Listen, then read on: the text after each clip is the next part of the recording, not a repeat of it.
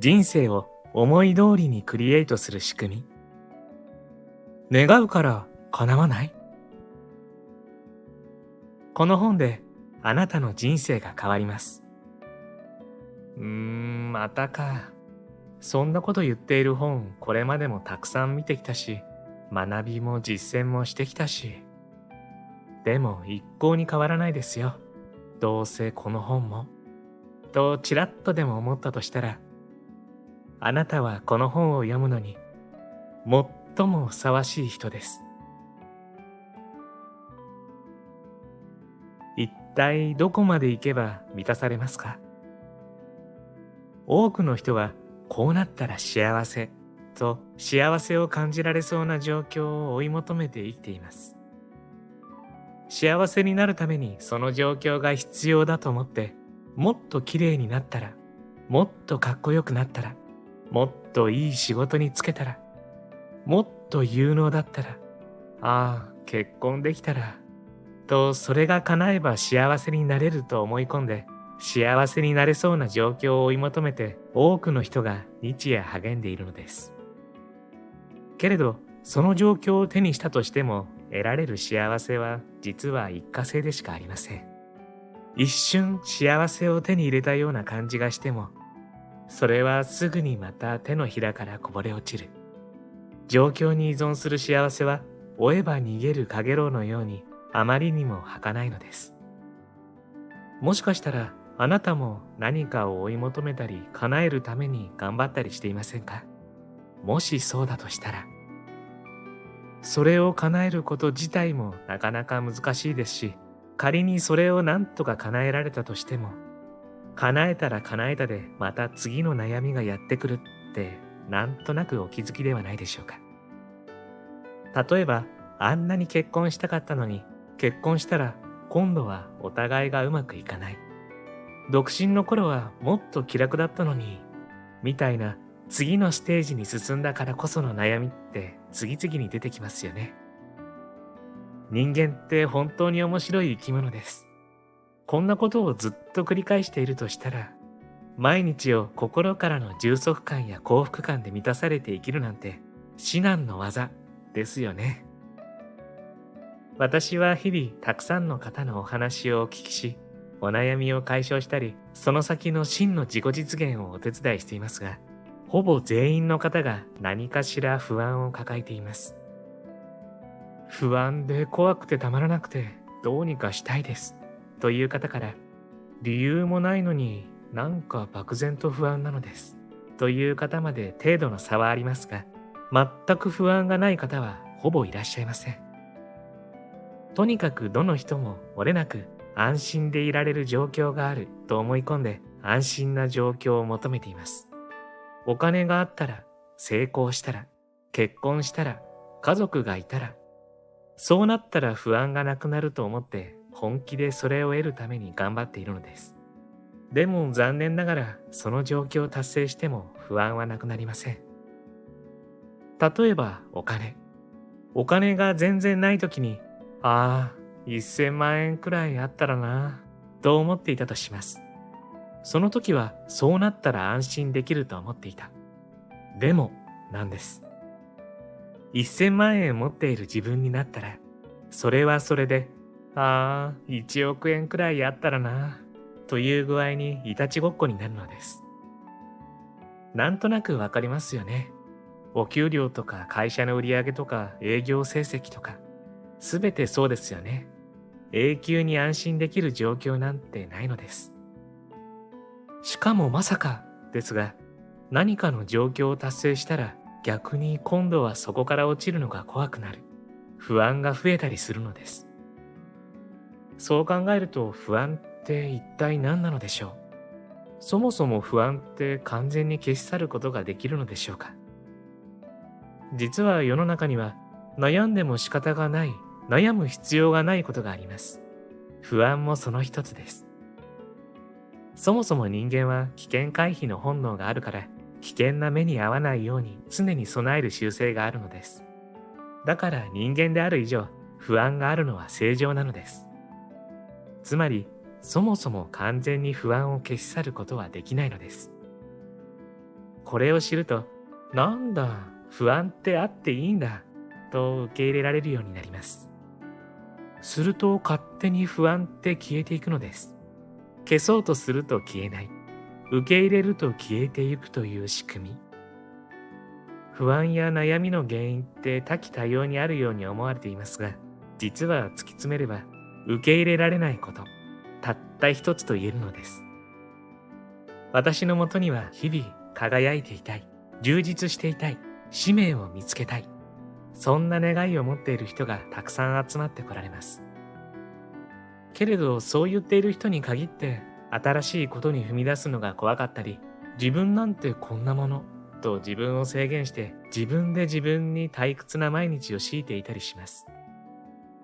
毎日輝いて充実して使命に命燃やして生きている人は、毎日輝いていたい、充実したい、使命を見つけたいなんて思っていません。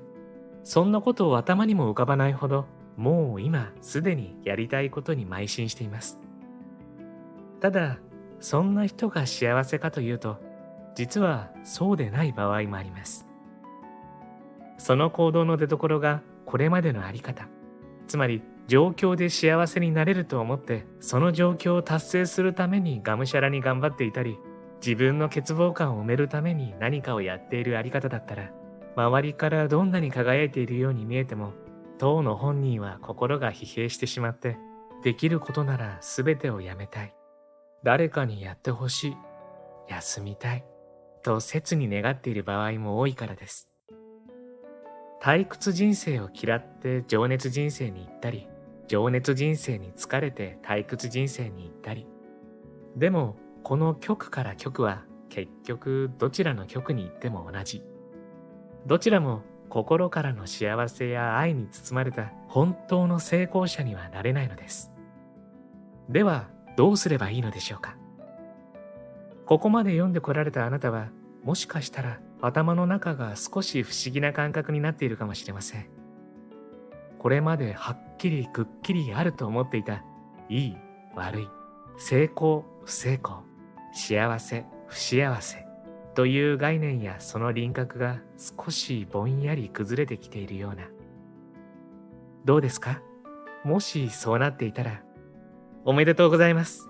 思考崩壊はあなたを新たなあり方へ移行させてくれます。人生を、いえ、あなたの日常を駆け抜けても立ち止まっても、情熱的にしても退屈にしても、成功していても落後者のようであっても、これまでのあり方ではどちら側にいても本当の意味での幸せや愛は感じられない。だとしたら、もうこれまでの思考で成功を追い求めることに意味がない。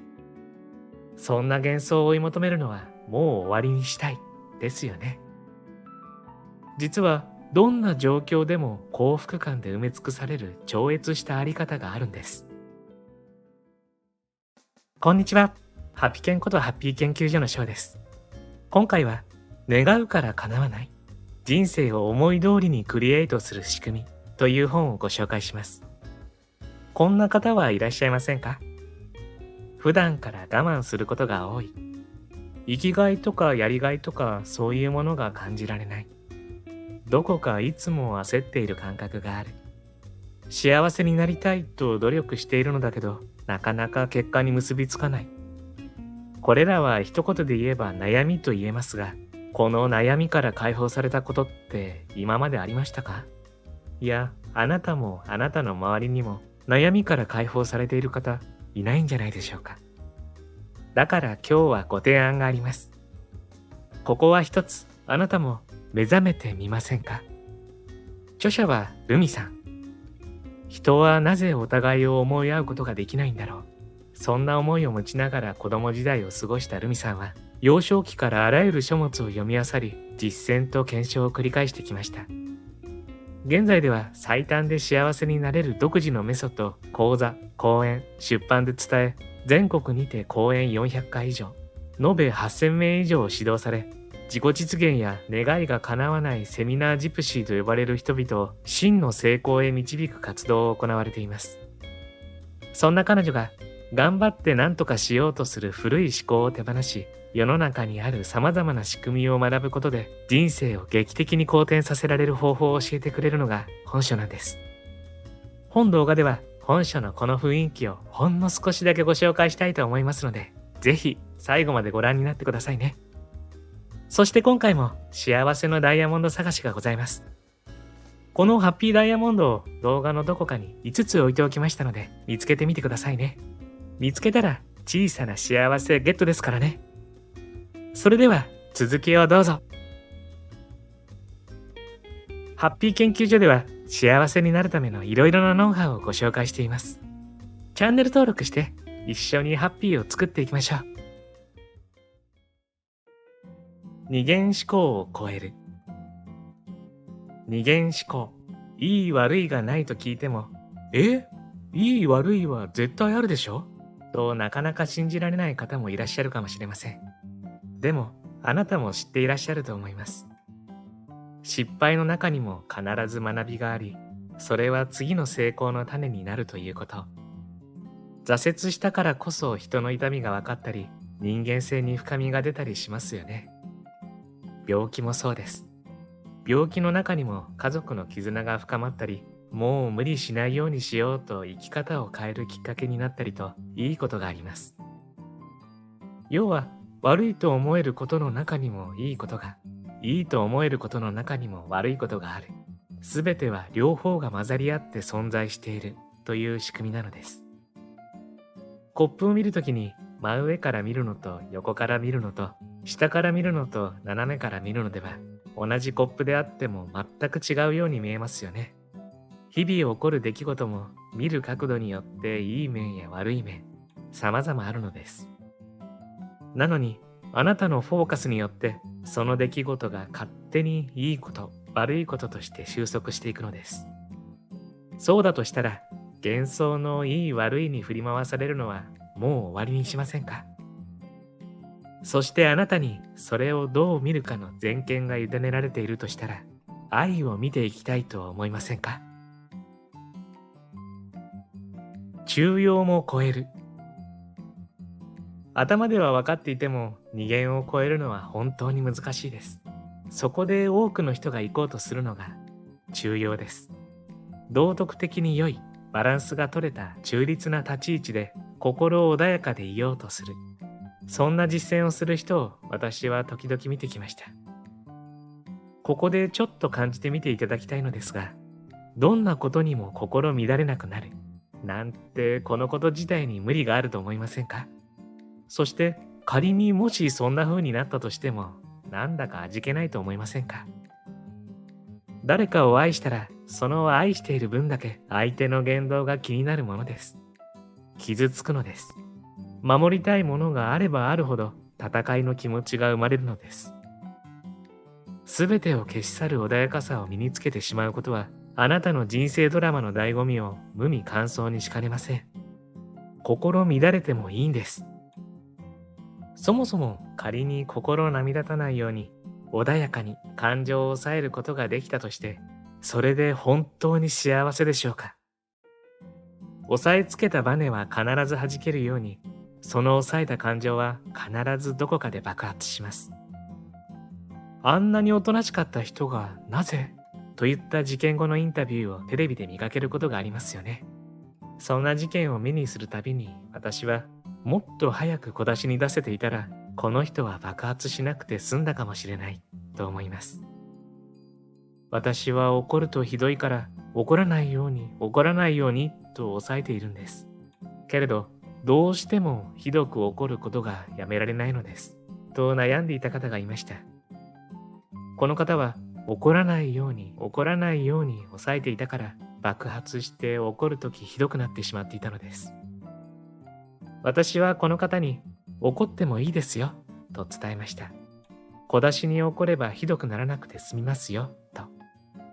ここで大事なのは自分が怒ることを自分が心から許すことです。これさえできたら他者に対して怒らなくて済むのです。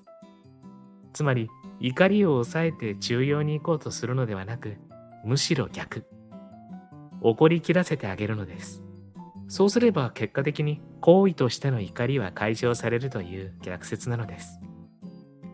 感情はエネルギーです。同じ怒りの感情を出すという行為であっても、それが何かを悪として怒りをぶちまけるのか、自分への愛で感じていることを発露させてあげるのかでは、全くエネルギーが違います。同じ行為行動であっても出どころのエネルギーが違うのですから、返ってくる結果も当然違うのです。恨みつらみなどの怒りのエネルギーで起これば、マイナスが増幅されて返ってきます。しかし自分への愛で自分が感じていることを思い切り感じさせてあげる出し方は、愛が起点なので愛が返ってきます。だから安心してください。ご自分への愛でできることなら自分の中でどんな感情も出し切らせてあげたらいいですよ。では次に、感情を抑えるのを通り越して感情を感じることさえ切ってしまっている人について触れていきます。世の中には感情を切っている人が少なからずいます。意識的にせよ無意識にせよ、日常で起こる出来事が辛すぎて自らを守るために感情を切ってしまった人たち。その人たちは自ら血を通わなくさせることで傷つけられても痛くないという状態を作り出し、何も感じなくすることで懸命に身を守って生きています。でもそれはその場しのぎの痛み止め。応急処置としてはいいかもしれませんが、そんな状態で生きているのってまるでゾンビのようです。せっかく生身の体でいろいろな体験を通してワクワクドラマを楽しんだり、負の出来事を経験して魂を成長させたりと、人間の根っこを深くするために生まれてきたのに、自らゾンビになって生まれてきた目的を放棄していては本末転倒です。実は負の感情を切ると正の感情も切れてしまいます。ですから痛みを放棄したら、なんと喜びも手に入らないのです。感情を切るということは、苦しみを表面的に通過させることができる代わりに、喜びや幸せも表面で素通りさせてしまい、決してそれを味わうことができないという仕組みなのです。どうですか？もしかしたら、なんとなく生きていて、生きるために生きていて、私ゾンビなのかもしれない、と思いましたか？それとも、へえ、大変な人もいるんだな、って人事のように思いましたか？ともあれ、どちらの方もこれから感情を抑えたり切ったりしないことをお勧めします。感情は抑えれば爆発、切ればゾンビです。あなたがゾンビかどうかのバロメーターがあります。それは、自分が何が好きなのかわからない、自分が何をしたいのかわからない、と感じることがあるかどうかです。そんな思いを抱えた方々が私のところにたどり着かれることもよくありますが、こういう方々は紛れもなくゾンビです。もしあなたが負の感情は感じたくないから感情を切って身を守ってきたゾンビだったとしたら、この辺で人間に戻りませんか？大丈夫です。生身の人間に戻れば血が噴き出して痛いことがあるかもしれないけれど、それと同じ分だけはちきれんばかりの喜びも手に入ります。あなたはあなたが主役の壮大な映画を今目下上映中なのです。これまで感情を抑えてきた、切ってきた、そんな人はそれさえも映画のシナリオとして完璧です。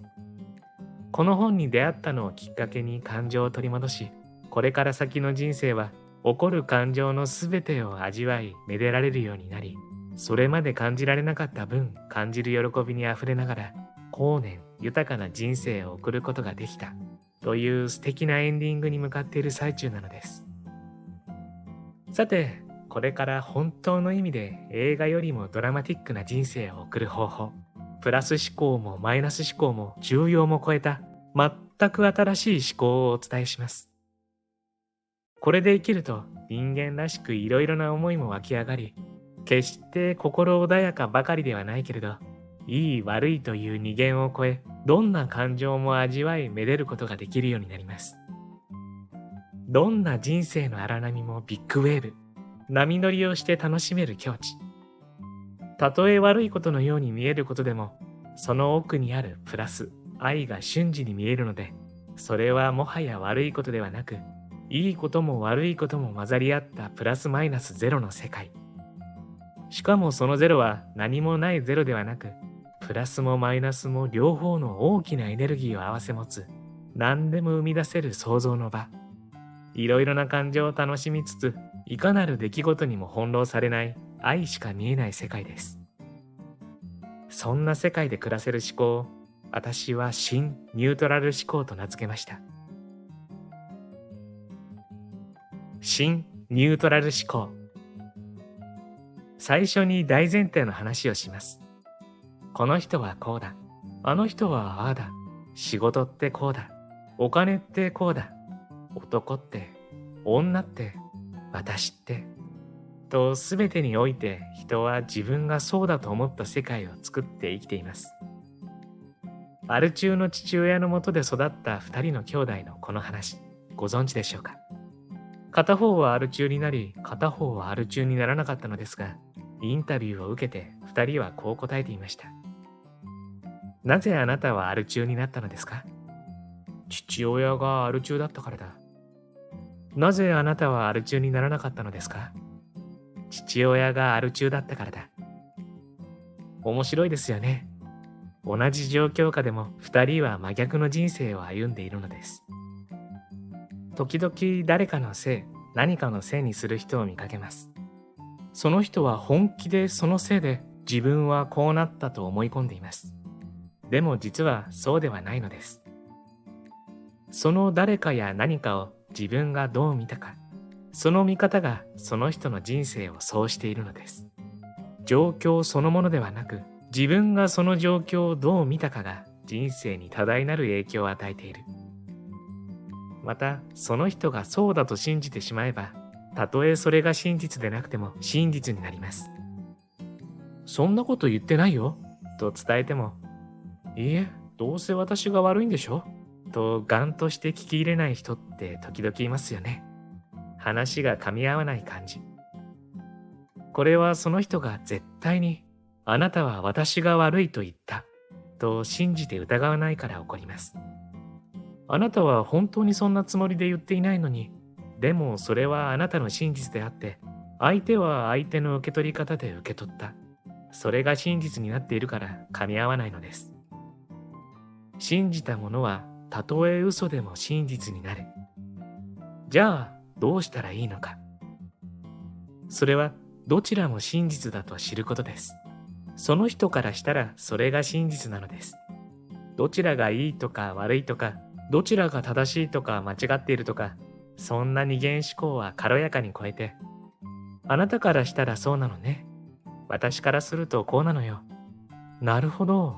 立場が違うから、そっか。あなたからするとそうだったのね。ってノージャッジでお互いがお互いの気持ちをただ受け取り合えばいいのです。すると調和が生まれて、事態は勝手に解決の方向に向かっていきます。真実は人数分だけある。それが真実。誰も悪くない。その人にはその人の事情が、その人なりの真実があるだけなのです。苦悩が生まれる理由、それはいい、悪い、正しい、間違っている。そういった二元的な思考で物事を見るからです。その物事自体、相手自体には、いいも悪いも正しいも間違っているもない。苦悩はその出来事や相手を受け入れられないから起こります。その出来事自体が問題だったのではなくて、それを問題と捉えていた思考だけが問題だったのです。さあ、あなたも本質的な愛の世界で暮らし始めませんか？そこはお互いがお互いをそのまま受け入れ合える愛あふれる世界。毎春毎春、生まれてきてよかった、生きていることが楽しいを実感できる世界です。電池もプラスとマイナスを合わせるから電気がつきます。日常で起こるいいと思えること、悪いと思えること、人生で起こったいいと思ったこと、悪いと思ったこと、それらすべてが実はあなた自身の壮大なエネルギー源になっていたのです。新ニュートラル思考で生きられるようになると、マイナスの奥にあるプラスを感じられるようになります。憎んでしまったのは愛があったからだし、自己否定するのは自分が大好きだからです。怪我をしたとしても周りからの愛を受け取れるギフトだったりもします。もうこの思考で生きれば愛しかない日常で暮らすことになるのです。愛は求めても得られません。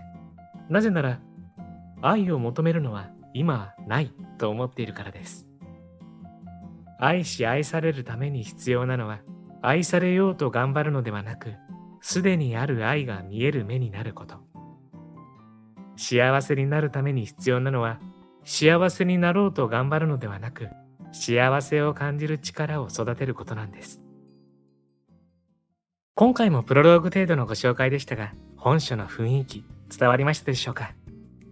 この世にはいいも悪いもない非二元論って僕はめっちゃ好きなんですよね。いいと悪い。この世の中はこんな風にはっきり割り切れるものなんかなくて、みんなそれぞれの視点から切り取った一部でしかないんですよね。だからどう切り取ってどう感じるかは本当に自分次第。自分の考え方、感じ方で世界は変わっていくんですよね。本書はそんな非二元論をはじめ、潜在意識、量子力学、スピリチュアルや自己啓発など、様々な考え方のピースがピタッとはまった美しい理論になっているんですよね。読む前と読んだ後で、それこそその瞬間に人生が変わってしまうくらいの内容です。興味のある方はぜひ読んでみてはいかがでしょうか。そうそう、皆さん、冒頭にお伝えしたハッピーダイヤモンド、見つかりました？ダイヤモンドの数は全部で5つでしたよ。どうです？見つかりましたか？見つけた時の小さな喜びも立派な幸せ。見つけたあなたは幸せを一つ積み重ねてハッピー度が上がってますからね。最後までご視聴ありがとうございました。これからも皆様の幸せづくりに役立つ情報をまとめていきたいと思いますので、チャンネル登録や高評価をしていただけるととっても嬉しいです。また次回の動画でお会いしましょう。皆様に幸せが届きますように。